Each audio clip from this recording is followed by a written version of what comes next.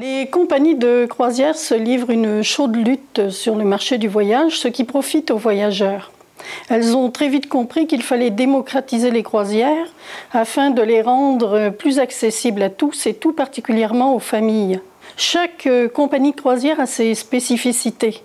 Entre autres, par exemple, Carnival s'adresse aux voyageurs qui veulent avoir du plaisir. Les gourmands vont préférer Celebrity Cruise et les sportifs Royal Caribbean. Avant de partir, comme pour un tout compris, le voyageur devra se poser quelques questions et tout particulièrement se demander quel type de croisière il veut faire. Parce que dans chaque port, de toute façon, qu'il soit seul, accompagné d'amis ou de sa famille, il y a toujours un bateau qui l'attend. Si on a le temps et les moyens, il y a des paquebots sur toutes les mers et les océans du monde et même certains de ces paquebots en font le tour. La croisière idéale pour un débutant, à mon avis, est de 7 jours.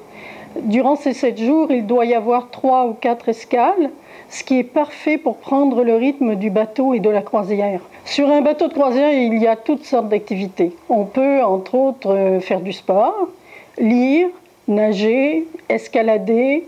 On peut aussi bien faire du surf ou aller jouer au casino, apprendre à tricoter, faire du bingo ou n'importe quelle activité est disponible sur un bateau. Et il y a même des croisières spécifiques à certaines activités. Par exemple, il y a des murs d'escalade sur Royal Caribbean avec les piscines de surf, ou alors sur Carnival, on va retrouver les glissades d'eau, ou le cinéma en plein air sur Princess. Sur les bateaux de croisière, on propose toutes sortes d'excursions.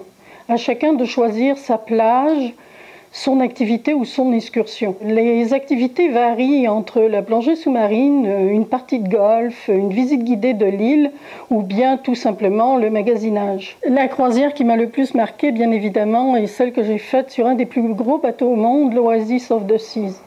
Il est énorme, il équivaut à 2 paquebots et surtout il ne tangue pas même dans la tempête. Il est absolument parfait, ce navire-là, pour les débutants qui ont très peur d'avoir le mal de mer. Ce qui me surprend toujours autant, c'est, malgré le nombre de croisières que j'ai pu faire, c'est à chaque fois que j'embarque sur un bateau, je ressens exactement la même excitation. Et ce que j'adore par-dessus tout, c'est quand le bateau klaxonne à la sortie d'un port et qu'on voit la côte s'éloigner.